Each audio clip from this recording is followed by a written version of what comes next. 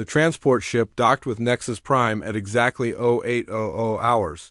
Dr. Taman Park pressed his face against the small window and watched the massive research station grow larger.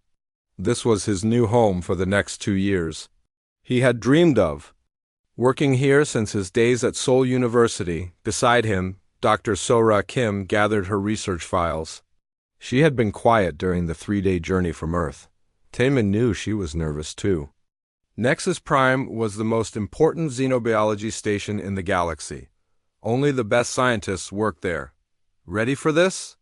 Taman asked as the docking clamps engaged with a loud thud. Sora nodded but did not smile. I hope we are good enough for this place. The airlock opened with a soft hiss. They stepped into the station and immediately noticed something wrong. The corridor was too quiet. Usually, research stations buzzed with activity and conversation. Here, people walked quickly and spoke in whispers. A tall human man approached them. His uniform showed he was a commander. Dr. Park and Dr. Kim? I am Commander Johan Choi. Welcome to Nexus Prime. Taman shook his hand. Thank you, Commander. We are excited to begin work. Commander Choi's smile looked forced. Yes, well, there have been some changes since your assignment was approved. Come with me to the briefing room. They followed him through corridors lined with laboratories and living quarters. Through the windows, Taman saw researchers from many different species. There were the blue-skinned Vulcans with their 4 arms. The tall, thin Cetians moved like graceful dancers. The rock-like Gorons communicated through colored lights on their heads, but everyone looked worried. They entered a large briefing room. Several alien researchers sat at a curved table. Commander Choi gestured to 2 empty seats. This is Dr. Thresh, the commander said, pointing to a Vulcan with scarred blue skin. He has worked in xenobiology for 40 years. Dr. Thresh nodded, but his 4 eyes showed concern. You are the new human researchers? Good. Perhaps you can help us with our problem. Problem? Sora asked. A tall Cetian stood up. Her movements were quick and nervous. I am Professor Vale. We discovered something 3 weeks ago, something that should not exist. Taman leaned forward. What kind of discovery? Commander Choi activated a holographic display. The image showed a dead planet covered in mining equipment. This is Caro 7. It was abandoned 50 years ago when the mining company went bankrupt. Last month, we received strange energy readings from the planet. The image changed to show deep underground caverns. Our survey team found these caves below the old mining sites. They were not there before. Caves do not just appear, Dr. Thresh said. His voice was deep and worried. Something made them. Professor Vale touched a control and the display changed again. Now it showed the inside of a cave. Strange marks covered the walls. They looked like claw marks but were perfectly straight, and went deep into the rock. The first team sent back these images, Commander Choi continued. Then we lost contact with them. Sora studied the marks. What happened to the team? We found their equipment scattered through the caves. But no. Bodies. Dr. Thresh's 4 arms crossed over his chest. The second team found something else. The display showed a large chamber deep underground. In the center was a shape that hurt to look at. It seemed to be made of shadow and light at the same time. Parts of it looked organic, like living tissue. Other parts were clearly mechanical. It moved in ways that made no sense. What is it? Taman whispered. We do not know, Professor Vale replied. The second team tried to scan it. 3 of them died instantly. The others ran. Commander Choi looked grim. The third team brought heavy equipment, military weapons and shields.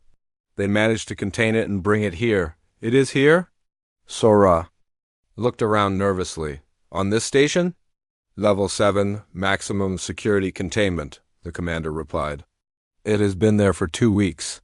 Every scientist who tries to study it either quits or has a breakdown. Dr. Thresh leaned back in his chair. I have seen many dangerous creatures in my career. This thing is different. It is not just dangerous, it is wrong. It should not exist. The creature seems to know things before they happen, Professor Vale added. When researchers approach, it reacts before they enter the room. When they plan to take samples, it becomes violent before they even prepare the equipment. Taemin studied the holographic image. The creature was disturbing to look at, but something about it caught his attention. Has anyone tried to communicate with it? The room went silent. Dr. Thresh's 4 eyes stared at him. Communicate? Young man, this thing killed 6 researchers? Dr. Korvax tried that approach, Professor Vale said quietly. He was found 3. Days later, catatonic, he has not spoken since. Commander Choi stood up. Your assignment has changed. Instead of studying the Andromedan coral samples, we need you to review all data on this creature. Maybe fresh eyes will see something we missed. Why us? Sora asked. We are new here. The veteran researchers have much more experience. Dr. Thresh made a sound like a laugh, but it held no humor, because everyone else is too smart to volunteer. Or too scared. The creature affects different species in different ways, Professor Vale explained. Vulcans feel overwhelming dread when near it. Cetians experience temporal displacement. Gorons lose their ability to communicate. What about humans? Taemin asked that. Commander Choi looked uncomfortable. We are not sure. The previous human researchers requested transfers after seeing the initial footage. After the briefing, Taemin and Sora were shown to their quarters. The rooms were small but comfortable. Taemin sat on his bed and reviewed the files they had been given. The creature had been designated Subject Alpha. The scientific data made little sense. Its body temperature changed randomly. Sometimes it was solid, sometimes it seemed to phase through matter. Energy scans showed it was both organic and mechanical, but in ways that defied physics. Sora knocked on his door. Are you reading the reports? Yes, come in. Taemin gestured to a chair. What do you think? Sora sat down and pulled out her tablet. The behavioral analysis is incomplete. Everyone focuses on the violent incidents, but look at this. She showed him a timeline of the creature's activities. It only becomes aggressive when people approach with scanning equipment or weapons. Most of the time, it just sits in the corner of its cell. Taemin studied the data. You are right. And look at these movement patterns. They are not random. Exactly, it moves in response to something. But what? They spent hours reviewing the files. The more they read, the more convinced they became that everyone else was missing something. Important. The veterans see a monster, Sora said finally. But what if they are wrong? Taemin closed his tablet. Tomorrow we go to level 7. We need to see this creature for ourselves. Sora nodded. The others will think we are crazy. Maybe we are, but if we are right, this could change everything. Outside their window, the stars of the galaxy shone coldly. Somewhere on level 7, Subject Alpha waited in its cell. Tomorrow, 2 young human scientists would look at it with fresh eyes and see not a monster, but a mystery waiting to be solved. The next morning, Taemin woke to the sound of alarms. Red lights flashed in the corridors. He quickly dressed and ran to find Sora. She was already waiting outside her door. What is happening? She asked. A security officer rushed past them. Containment breach on level 7. All non-essential personnel stay in quarters. Taemin and Sora looked at each other. Level 7 was where they kept Subject Alpha. We should go help, Taemin said. We are not supposed to leave our quarters, Sora replied. But she was already walking toward the elevator. They took the lift. Down to level 7. The corridors here were different. Thicker walls, more security cameras, and armed guards at every corner. The guards looked nervous. Commander Choi met them at the security checkpoint. His face was pale. You two should not be here. What happened? Taemin asked. The creature broke through 2 containment fields. It is back in its cell now, but we lost another researcher. Lost how? Sora stepped forward. Dr. Malkan tried to sedate it. The creature touched him through the force field somehow. He is alive but unconscious. The medical team cannot wake him up. They followed the commander through several security doors. Each one required different codes and scans. Finally, they reached the observation deck for Containment Unit 1. The room beyond the thick glass was large and white. Force fields hummed with energy. Quantum locks glowed blue along the walls. In the center of all this security sat the creature. Te-Min had expected something terrible. The reports made it sound like a nightmare. But when he looked at Subject Alpha, his first thought was not fear. It was sadness. The creature was about the size of a human. Parts of it looked like living flesh, dark and smooth. Other parts were clearly mechanical, with silver surfaces and glowing circuits. But it was not the fusion that made Te-Min sad. It was the way the creature sat. It was curled up in the corner, as far from the walls as possible. Its body shook slightly. Even from here, Te-Min could see it was in pain. "It looks hurt," Sora whispered. Dr. Thresh appeared beside them, his forearms crossed angrily. "Hurt? It nearly killed another researcher today." "How did it break the containment?" Te-Min asked. "It phased through the first barrier like it was not there. Then it overloaded the second one with some kind of energy pulse." Dr. Thresh pointed at scorch marks on the walls. "We had to use the emergency neural disruptor to stop it." Te-Min watched the creature carefully. It had not moved since they arrived, but something was strange. Every few seconds it would turn its head slightly toward the observation window, almost like it knew they were there. "Has anyone tried talking to it?" Sora asked. Professor Vale materialized behind them. Her tall Setian form moved silently. "Dr. Korvax tried. He is still in the medical bay, staring at nothing. But did he actually try to communicate, or did he just study it?" Dr. Thresh made an angry sound. "What is the difference? This thing is not intelligent. It is a weapon. A living weapon that kills anything that gets close." Te-Min continued watching the creature. Something bothered him about its movements. They were not random. Every time someone new entered the observation deck, the creature would shift position slightly. When the guards changed shifts, it would react before the new guards arrived. "I want to try something," Te-Min said. Commander Troy shook his head. "Absolutely not. We have lost too many people already." "Not direct contact, just observation, but closer." "The observation room is as close as anyone gets," Dr. Thresh said firmly. Te-Min pointed to a smaller window near the containment unit. "What about that viewing port?" "It is designed for detailed study." Professor Vale looked worried. "That window is only 2 meters from the creature. If it can phase through force fields, then walls will not stop it anyway," Te-Min finished. "But look at it, really look. Does it seem aggressive right now?" They all turned to watch Subject Alpha. The creature sat motionless in its corner. If anything, it looked tired. "It only attacks when people approach with equipment," Sora observed. "When they try to scan it or sedate it." "Maybe it is defending itself?" "Defending itself?" Dr. Thresh laughed harshly. "It killed 6 researchers, who were all carrying weapons or medical equipment," Te-Min pointed out. "What if we approach? Without anything threatening?" Commander Choi was quiet for a long moment. Finally, he spoke. 5 minutes. "You can observe from the close viewing port for 5 minutes. But at the first sign of movement, you come back here." Dr. Thresh protested, but the commander had made his decision. Te-Min and Sora walked down a narrow corridor to the close observation port. This window was much smaller, but they could see the creature clearly.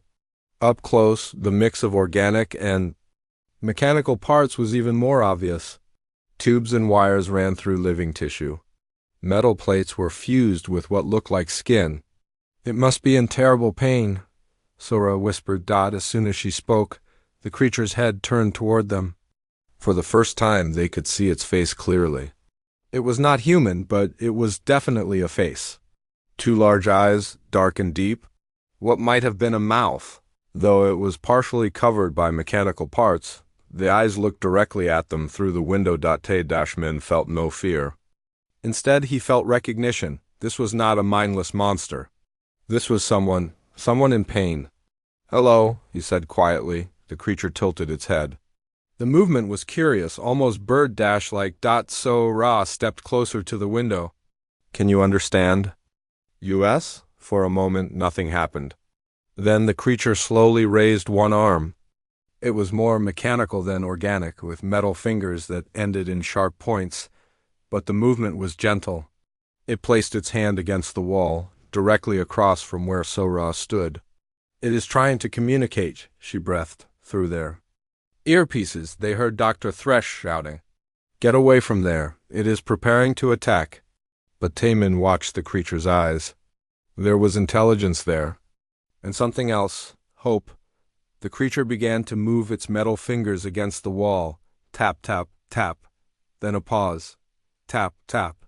Another pause. Tap, tap, tap, tap, tap. "It is making a pattern," Sora said. Tae-min listened carefully. 3 taps. Pause, 2 taps, pause, 5 taps. Those are prime numbers. The creature stopped tapping and waited. Sora understood first.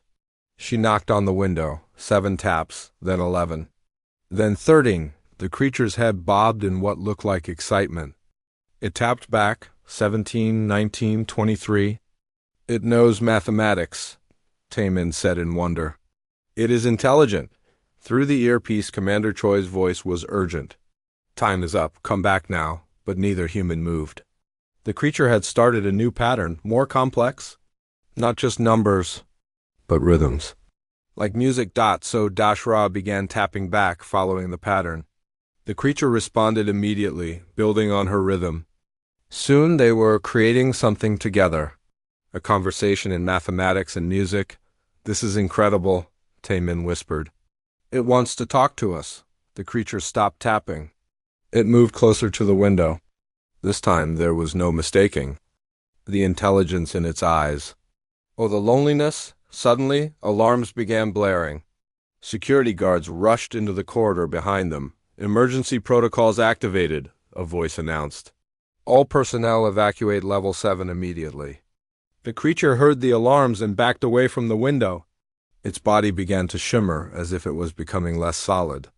"Wait," Sora called out. "We want to help you." But the guards were already pulling them away from the window. As they were dragged back to the elevator, Taemin looked over his shoulder. The creature stood in the center of its cell, watching them leave. In its strange, hybrid face, he saw something that broke his heart. The creature was crying, back in the briefing room. Dr. Thresh paced angrily. "You nearly caused another containment breach." The creature was preparing to phase through the wall. "It was not attacking," Taemin argued. "It was trying to communicate." "Those tapping sounds were a countdown to an escape attempt," Professor Vale said coldly. "They were prime numbers," Sora replied. "It was showing us it can think." "Commander." Choi looked tired. "Even if that is true, it is still too dangerous. The Galactic Council wants it transferred to a military research facility." "You cannot do that," Taemin stood up. "If it is intelligent, then it has rights." "It is a thing, not a person," Dr. Thresh snapped. "A dangerous thing that kills people." But as they argued, none of them noticed the tears still running down Sora's face. She had seen something in the creature's eyes that the others missed. Not just intelligence or loneliness. She had seen a soul in torment, crying out for help. For 3 days, Taemin and Sora worked on creating a better communication system. They used the station's computer to analyze the tapping patterns from their first meeting. The results surprised everyone. The creature was not just using prime numbers, Sora explained to the assembled researchers. It was using mathematical sequences that showed deep understanding of physics and engineering. Dr. Thresh crossed his 4 arms. "So it is smart. That makes it more dangerous, not less." "Look at this pattern," Taemin pointed to the screen. "These numbers describe quantum field harmonics." It was trying to tell us something about its own structure. Professor Vale studied the data with her large Cetian eyes. "If this is accurate, the creature understands quantum physics better than most of our scientists." Commander Choi looked worried. "Galactic Command is sending a military transport tomorrow. They want the creature moved to a weapons research facility." "We need more time," Sora pleaded. "We are close to a breakthrough." "The decision is made," Dr. Thresh said firmly. "Too many people have died already." That night, Taemin could not sleep. He kept thinking about the tears in the creature's eyes. He got up and walked to the observation deck on level 7. The night shift guards knew him now and let him pass. The creature sat in the same corner as always. But when Taemin approached the viewing window, it immediately looked up. Even in the dim light, he could see intelligence in those dark eyes. Taemin placed his hand against the glass. The creature slowly stood and walked over. It placed its metal hand against the wall, matching Taemin's position. "I wish I could understand you," Taemin whispered. The creature began tapping again. But this time the pattern was different, slower, more careful. Taemin recorded it on his tablet and ran it through the translation program he and Sora had built. The results made his heart race. The creature was not just communicating. It was telling a story. The next morning, Taemin burst into Sora's quarters. "You have to see this. I spent all night with it." "Look what it told me." Sora rubbed her eyes. It was still early. "Told you what?" "Its name, its history, everything." Taemin showed her the translated patterns. "It calls itself something that translates to Jinwoo in our language. And Sora, it is not a weapon, it is a victim." They rushed to the briefing room where Commander Choi was meeting with the military transport crew. The soldiers wore heavy armor and carried weapons designed to handle dangerous aliens. "Commander, you have to hear this," Sora said breathlessly. "Dr. Kim, the transport leaves in 2 hours. There is nothing more to discuss." "Jinwoo is not what we think it is," Taemin interrupted. "It is not a creature or a weapon. It is a person who has been tortured for thousands of years." The military captain laughed. "Jinwoo? You gave the thing a name?" "It gave itself that name," Sora replied. "And it told us what happened to it." Commander Choi sighed. "You have 5 minutes, then the creature gets loaded onto the transport." Taemin activated the holographic display. Jinwoo belongs to a species called the Nethys. They existed 10,000 years ago. They achieved perfect fusion of organic and technological evolution. The display showed the translated mathematical story. Images formed from the numbers, showing a beautiful civilization of beings who had transcended the limits of biology. The Nethys became immortal by merging their consciousness with quantum technology, Sora continued. But something went wrong. During Jinwoo's transformation, the images showed the process failing. The organic and technological parts rejecting each other while still being forced together. Jinwoo has been trapped between 2 states of existence for 10,000 years, Taemin explained. The organic parts want to die. The technological parts cannot shut down. He exists in constant agony. Dr. Thresh stepped forward. "Even if this story is true, it does not change the fact that the creature is dangerous." "He is dangerous because he is in pain," Sora said. "Imagine if you had been tortured for 10,000 years. Imagine if every moment of existence was agony. How would you react when strangers approached with unknown devices?" The military captain checked his watch. "This is very touching, but my orders are clear. The specimen gets transferred to Weapons Research Division." "Jinwoo is not a specimen," Taemin said angrily. "He is a person who has been suffering longer than our entire civilization has existed. Can you prove any of this?" Commander Choi asked. Sora nodded. "Give us 1 hour with him. Let us establish better communication. Jinwoo can show you himself." "Professor." Vale had been quiet during the discussion. Now she spoke up. "The mathematical patterns are too complex to be fabricated.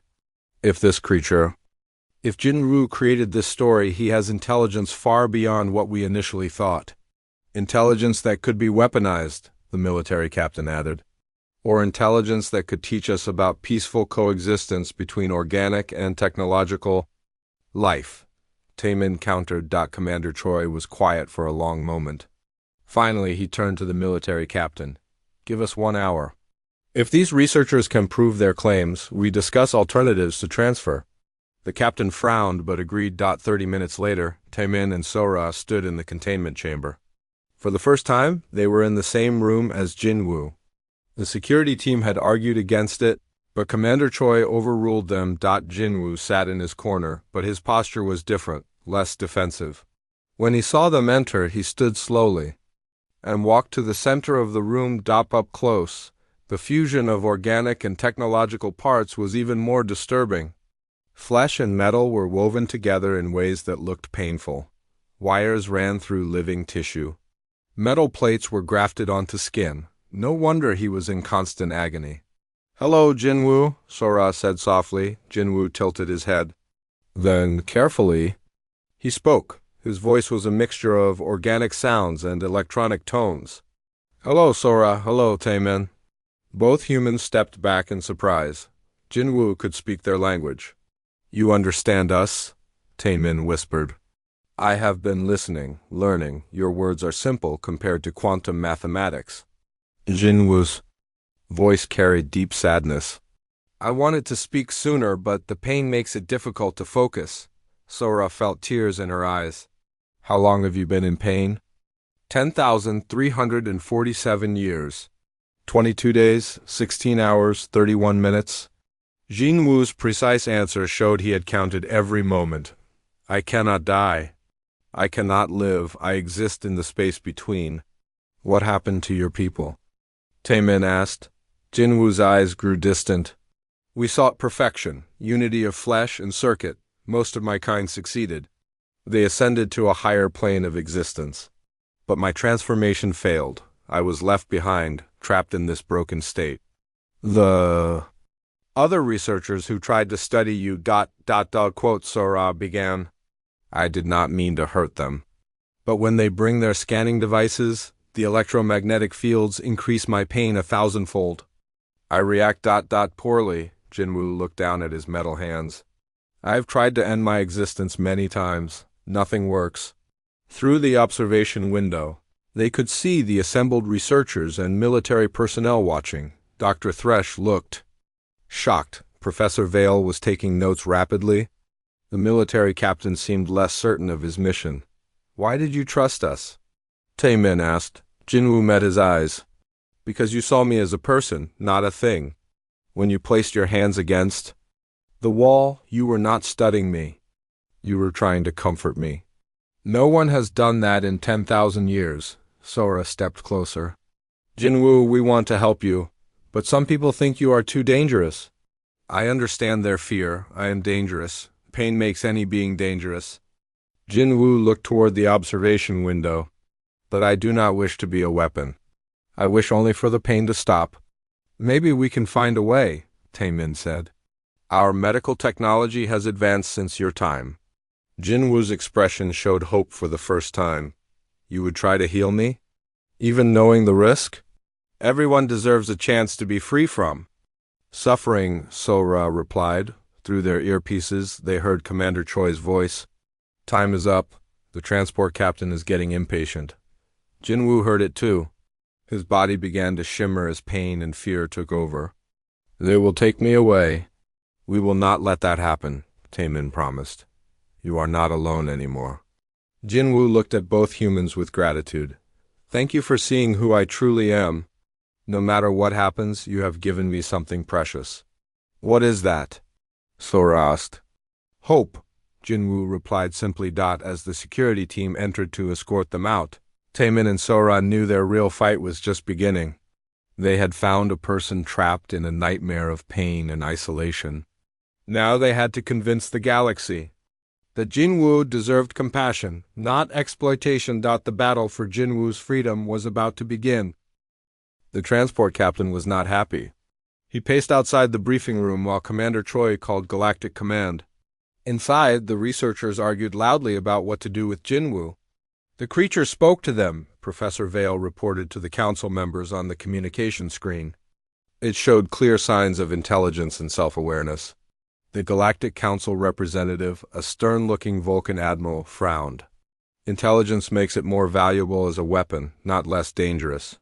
"Admiral, with respect, Jinwoo is not a weapon," Sora said firmly. "He's a victim of a failed medical procedure. He needs help, not exploitation." Dr. Thresh stood beside her. To everyone's surprise, the veteran researcher had changed his mind after hearing Jinwoo speak. "I have studied dangerous creatures for 40 years. This being is not evil. It is in pain." The Admiral's 4 eyes narrowed. Dr. Thresh, your report 3 days ago recommended immediate military transfer?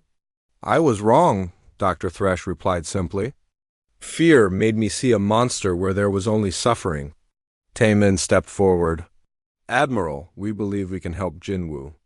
Our medical team thinks there might be a way to separate the conflicting organic and technological components.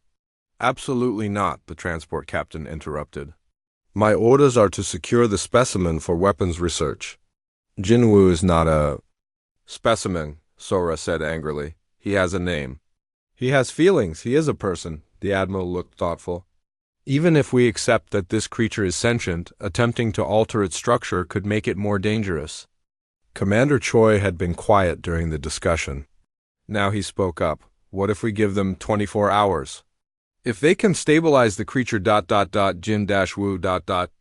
then we reconsider the transfer. Commander, I have direct orders from Central Command. The transport captain warned. And I have authority over this research station, Commander Choi replied calmly. 24 hours. The Admiral agreed, but his expression showed he expected failure. Dr. Sora worked through the night preparing the medical equipment. Jinwoo had provided detailed information about Nethi's physiology through their mathematical communication system. The organic and technological parts of his body were fighting each other at the cellular level. It is like his cells are at war, she explained to Taemin as they reviewed the scans. The organic tissue tries to reject the technology. The technology tries to override the organic functions. The result is constant pain. Taemin studied the data. Jinwoo said the process requires an external consciousness to stabilize the conflicting systems. Someone needs to link with him mentally during the procedure. That is extremely dangerous. Dr. Korvax tried mental contact and has been catatonic for weeks. Jinwoo was not ready then. He was still lost in pain and fear. Now he trusts us. Sora looked worried. If the link fails, both minds could be damaged permanently. Then we make sure it does not fail. The next morning, they moved Jinwoo to the medical bay. He walked slowly, his hybrid body clearly causing him constant discomfort. But his eyes showed determination. Are you ready for this? Taemin asked. Jinwoo nodded. I have waited 10,000 years for someone to try. Even if it fails, you have given me hope. Dr. Thresh and Professor Vale monitored the equipment while Sora prepared the neural interface. The device looked like a simple headband, but it contained quantum processors that could link organic and technological consciousness. The procedure has 3 stages, Sora explained. First, we map your neural pathways. Then we identify the conflict points between organic and technological systems. Finally, we attempt to harmonize the different components. Jinwoo lay on the medical table. For the first time since his arrival, he seemed peaceful. I trust you completely. Sora placed the neural interface on her head while Taemin attached monitoring devices to Jinwoo. Remember, if the pain becomes too much, we stop immediately.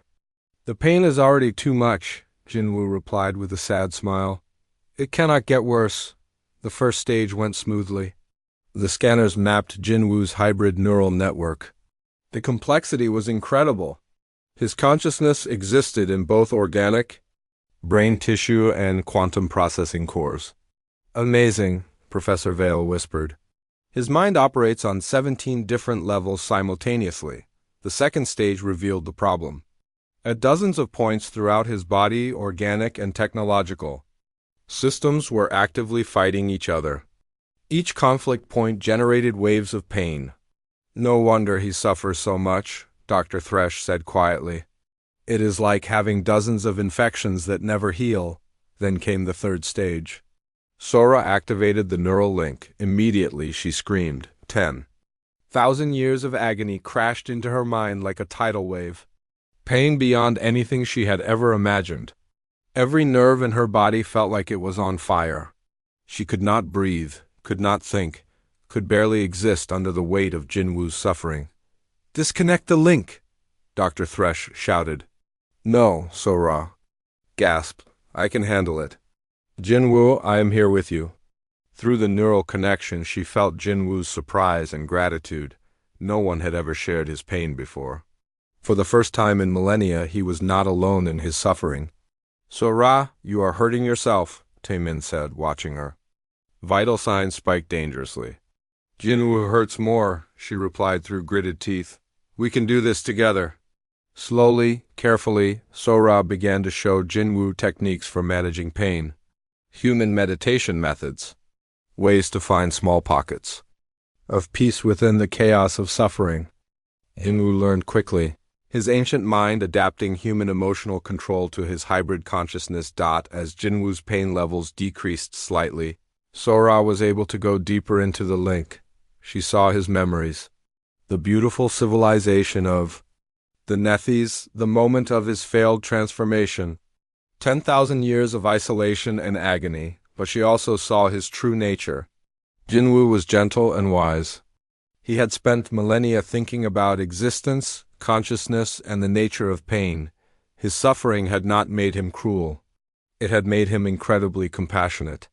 "I can see the conflict points," Sora said. "Jinwoo, we need to synchronize the organic and technological parts, like finding harmony in music." Together, they worked to resolve the conflicts. It was like conducting an orchestra where half the instruments were organic and half were technological. Slowly, painfully, they found ways to make the different systems work together instead of fighting, but the effort was exhausting Sora.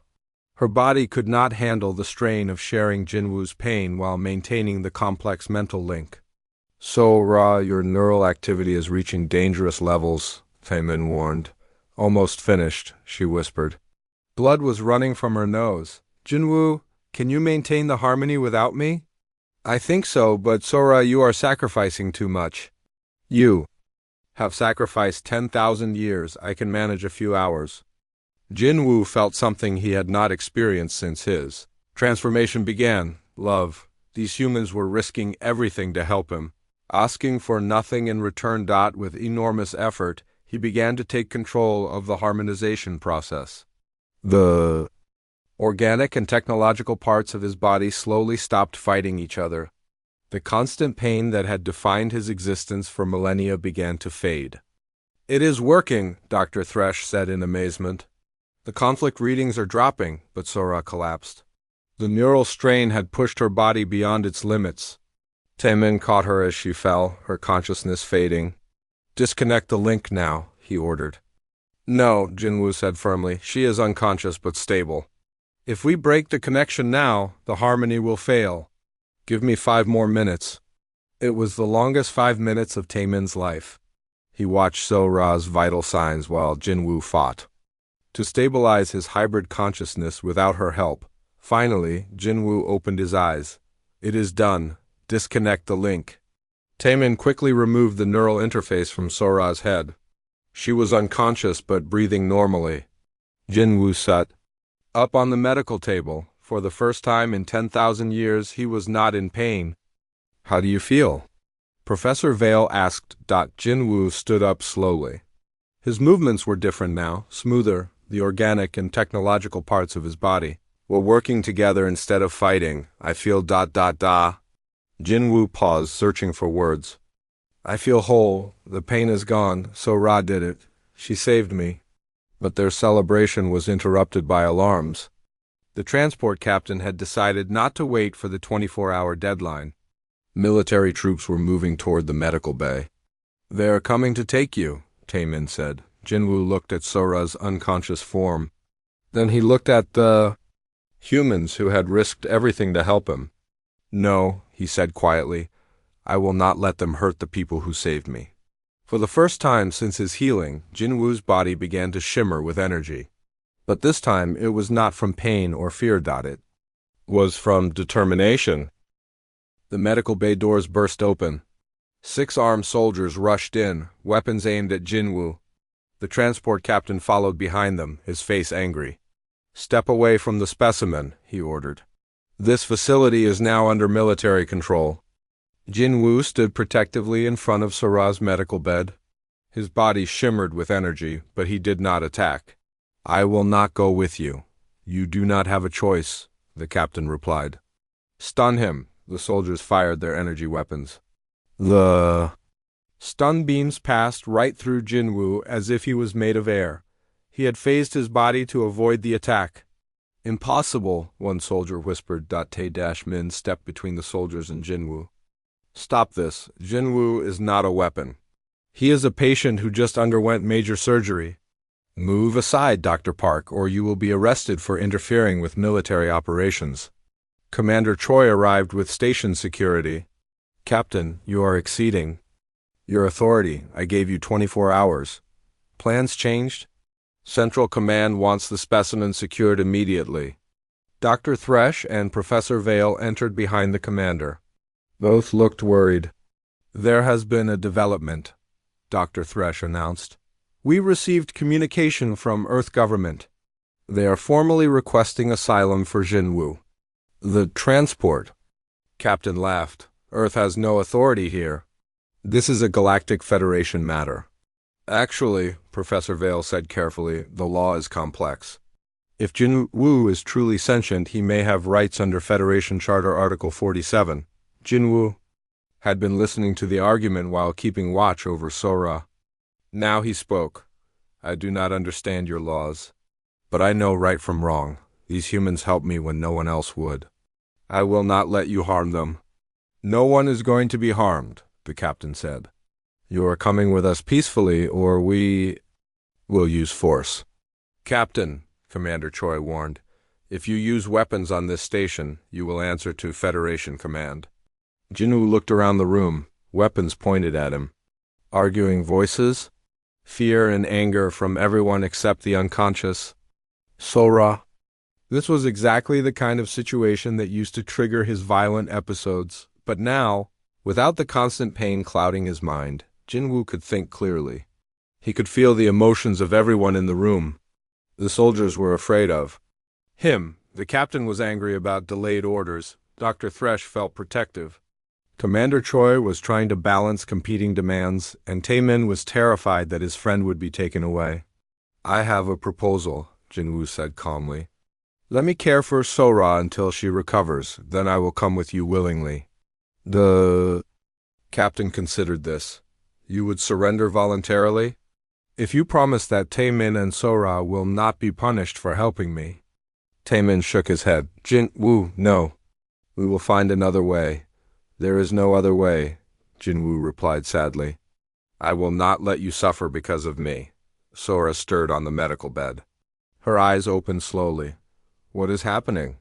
Sora, Tae-min said gently. How do you feel? She sat up carefully. Her head hurt, but she was alert. The procedure, did it work? Jinwoo smiled. Yes, thanks to you. I am free of pain for the first time in 10,000 years. Sora looked around the room and saw the soldiers. What do they want? They want to take Jinwoo to a weapons research facility, Tae-min explained. Sora's eyes flashed with anger. Absolutely not. Jinwoo is not a weapon. Dr. Kim, the captain said impatiently, you have no authority in this matter. Maybe not, Sora replied, but I still have the neural link data. Jinwoo and I shared consciousness for 3 hours. I know everything about him now. She stood up from the medical bed, still weak but determined. Jinwoo is not just intelligent. He is one of the most gentle and wise beings I have ever encountered. 10,000 years of suffering did not make him cruel. It made him incredibly compassionate. That is irrelevant, the captain said. Orders are orders. Then your orders are wrong, Sora shot back. Jinwoo watched the argument with growing sadness. These humans had saved him, and now they were risking their careers and freedom to protect him. He could not let that happen. Sora, he said quietly, show them what you saw. Sora understood immediately. She activated the medical bay's holographic display and uploaded the neural link recordings. Suddenly, the room filled with images from Jinwoo's memories. They saw the beautiful civilization of the Nethys, beings of pure light and consciousness living in harmony with technology. They saw Jinwoo before his transformation, young and eager to join his people in transcendence. Then came the moment of failure, the organic and technological parts rejecting each other. Jinwoo's scream of agony as he was trapped between two states of existence, but most powerful were the memories from the past 10,000 years. Jinwoo sitting alone in dark caves, fighting not just pain but despair, the moments when he considered ending other beings' lives just to make them stop his own. The choice made again and again to endure suffering rather than cause it. The soldiers lowered their weapons. Even the transport captain looked shaken. This being spent 10 millennia. In agony, Sora said quietly. But he never became evil. He never stopped hoping that someone, someday, would see him as a person instead of a monster. Professor Vale stepped forward. Captain, I formally request that Jinwoo be granted refugee status pending a full Federation review. I second that. Request? Dr. Thresh added. Commander Choi nodded. As Station Commander, I grant temporary asylum to Jinwoo under Federation Emergency Protocol 15. The transport captain's face turned red. You are all exceeding your authority, Central Command. Will not accept this. Then let Central Command come here and explain why they want to enslave a person who has already suffered enough for 10 lifetimes. Taemin said firmly. Jinwoo felt overwhelmed by the support. No one had ever stood up for him before. Think. You, all of you, but I do not want to cause more trouble. You are not causing trouble, Sora said. You are giving us a chance to do the right thing. The transport captain activated his communication device. Central Command, we have a situation. The research station is refusing to transfer the specimen. Jinwoo's body shimmered slightly. Captain, I am not a specimen. I am Jinwoo. And if you try to take me by force, you will discover that I am no longer helpless. The threat was clear, but delivered without anger. Jinwoo was simply stating a fact. Stand down, Captain, came a voice from the communication device. It was Admiral Kovani from Galactic Command. New orders are coming through. The situation has become ... complicated. What complications, Admiral? The captain asked. Earth government has filed a formal complaint with the Federation Council. They claim we are violating the rights of a sentient being. The case is going to the High Court. Commander Choi looked relieved. So Jinwoo stays here pending the court decision? For now, the Admiral replied. But Captain, maintain a security detail. If this being is as powerful as reported, we need safeguards. Jinwoo stepped forward. Admiral, may I speak? There was a pause. The specimen ... Jin-Wo ... wishes to communicate. I want to offer a compromise. I will remain on this station voluntarily. I will submit to reasonable security measures. In return, I ask only that I be allowed to work with Dr. Park and Dr. Kim to help others who might be suffering as I suffered. Work how? The Admiral asked. So-Ra answered. Jinwoo's knowledge of consciousness, transfer, and hybrid technology is beyond anything we have. He could help us develop new medical treatments, save lives instead of taking them. Interesting, the Admiral mused. Very well. Jinwoo will remain at Nexus Prime under protective custody. But any violations, any aggressive behavior, and he goes straight to maximum security containment. Understood? Jinwoo replied. I promise you will have no trouble from me. As the soldiers left with their unhappy captain, Jinwoo turned to his human friends. Thank you for fighting for me. I have never had anyone care about my welfare before. That is what friends do, Taemin said simply. Friends. Jinwoo repeated the word softly. Yes, I like that. So Ra was still weak from the neural link, but she smiled. Jinwoo, you said you wanted to help others who might be suffering like you did. Do you think there are others? Jinwoo's expression grew thoughtful. In 10,000 years, I have sensed ... duckos, other consciousnesses trapped between states. Other failed transformations. They are out there, Sora, alone and in pain just as I was. Then we have work to do, Taemin said. For the first time since his transformation began, Jinwoo felt true happiness. He was free of pain, he had friends who cared about him. And now he had a purpose, to help others find the healing that had seemed impossible for so long. The bond between the three of them had been forged in shared suffering and mutual sacrifice. It would only grow stronger in the days to come. 3 weeks later, Nexus Prime had become the most watched research station in the galaxy. Ships from a dozen worlds orbited nearby. Reporters, scientists, and government officials all wanted to see Jinwu, the first confirmed hybrid consciousness. In galactic history, Jinwu had adapted well to life on the station. He spent his days working with Taemin and Sora, sharing his vast knowledge of consciousness transfer technology. His nights were spent in the observation lounge, watching the stars and thinking about his lost people. "You seem sad tonight," Sora said, joining him at the large window. Jinwu's hybrid face could not show expressions like a human, but his voice carried emotion. "I am grateful beyond words for my freedom from pain, but I think often of the others. The other Nethies." "Consciousness echoes you mentioned?" "Yes, in my travels through quantum space during my worst pain episodes I sensed them, beings trapped like I was. Some have been suffering even longer than my 10,000 years. Taemin entered the lounge carrying 3 cups of tea. "Any luck tracking their locations?" "I have identified 7 possible sites, but they are scattered across the galaxy. Some are in dangerous territories." So Ra accepted her tea gratefully. "We could request a Federation exploration mission?" "The Federation has other concerns right now," Jinwu replied sadly. He was right. The High Court case had created a political crisis. Some species supported Jinwu's rights as a sentient being. Others feared that recognizing hybrid consciousness would threaten the natural order. Military factions still wanted to study him as a potential weapon. Commander Choi joined their evening discussion. He looked tired. "I have news from the High Court. The ruling comes down tomorrow. What do you think they will decide?" Taemin asked. "Hard to say. The evidence for Jinwu's personhood is overwhelming. But politics rarely follows logic." Jinwu set down his tea. "Commander, what happens if they rule against me?" "Mandatory transfer to Central Command for research purposes," Commander Choi said grimly. "Essentially, you become property of the military, and if they rule in my favor, full citizenship rights, freedom to travel, legal protection under Federation law." Jinwu was quiet for a moment. "Either way, I will not forget the kindness you have shown me." The next morning, the High Court's decision was broadcast across the galaxy. Judge Volan, a respected Seacian jurist, delivered the ruling.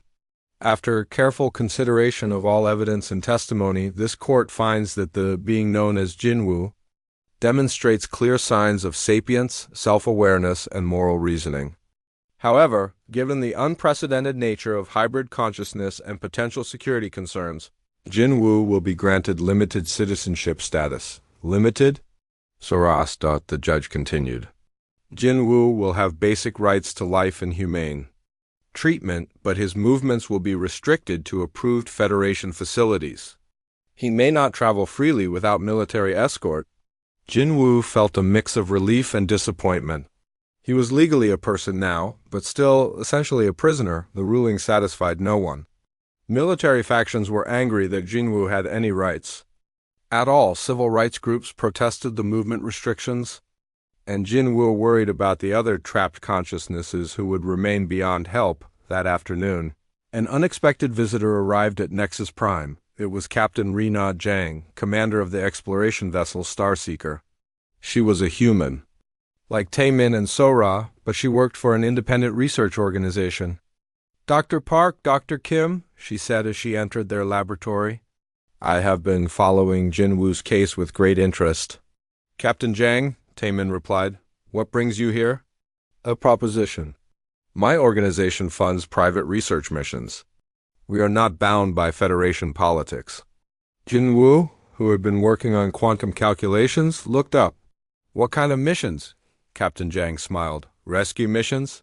You said there are others like you out there, suffering in isolation. We want to help you find them." The High Court ruling restricts Jinwu's movement," Sora pointed out. "The ruling applies to Federation space. Much of the galaxy lies outside Federation jurisdiction." Jinwu felt hope stirring. "You would really do this? Risk your ship and crew to help beings you have never met?" "That is what explorers do, Captain." Jang replied, "We seek out the unknown and help where we can." Commander Choi appeared in the doorway.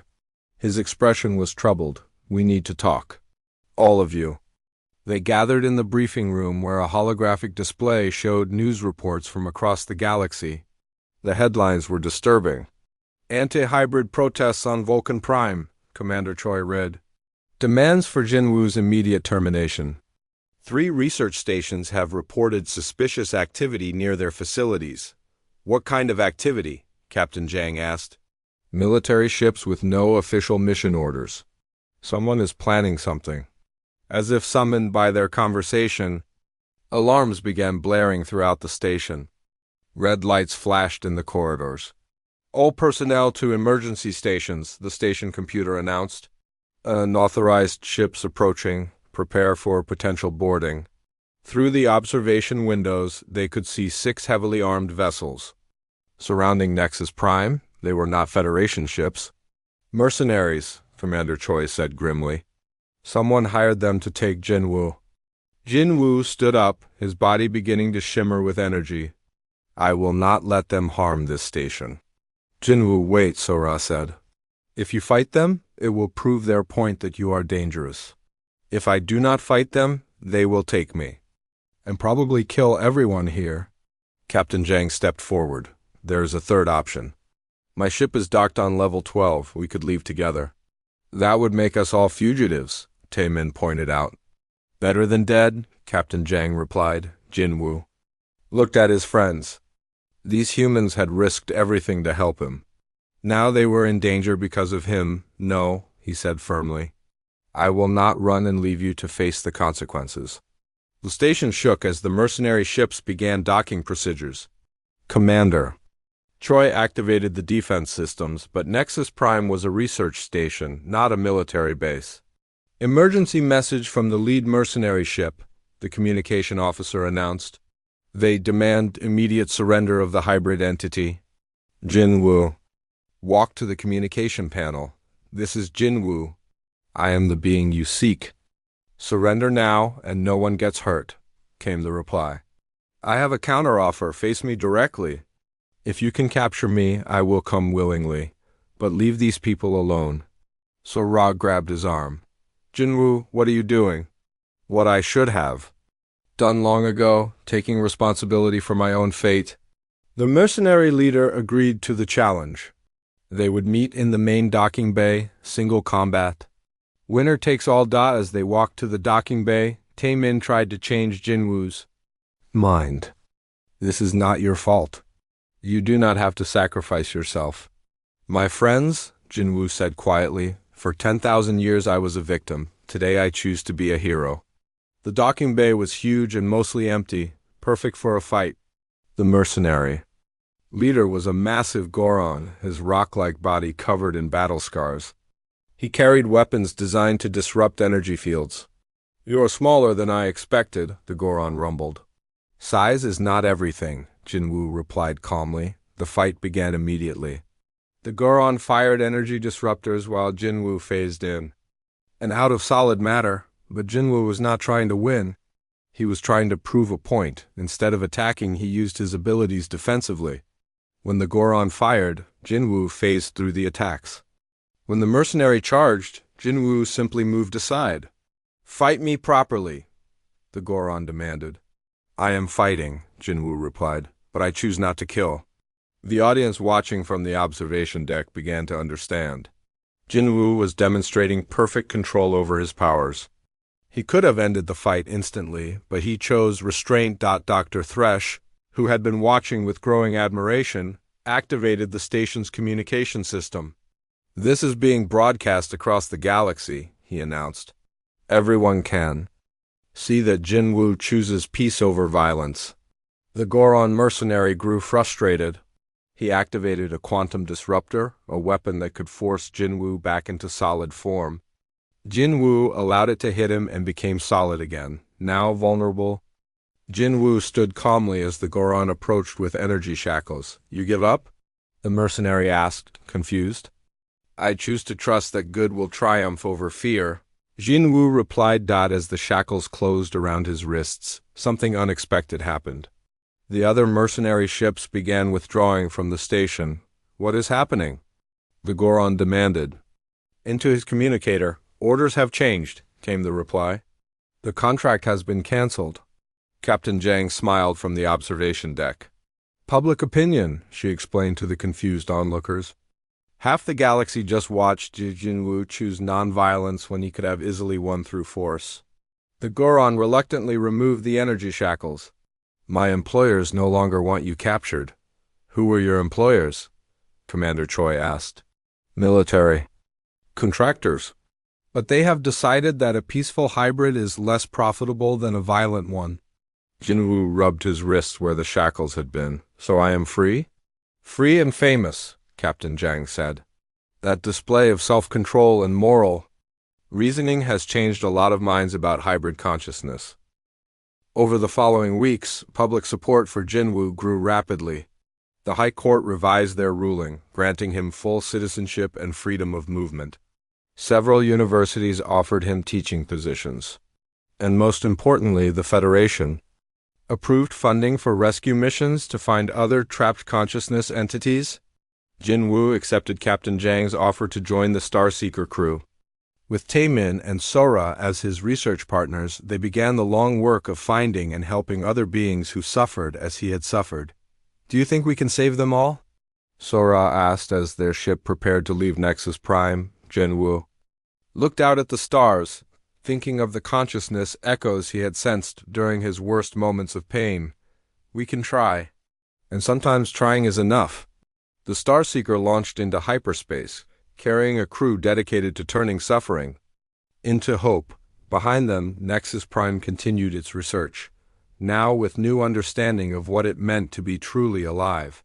Jinwu had learned that freedom was not just the absence of pain, it was the presence of choice. And he chose to spend his newfound freedom helping others find their own. The galaxy was a little brighter because one human xenobiologist and one behavioral specialist had looked at a suffering being and seen not a monster, but a person worth saving. In the end, that made all the difference.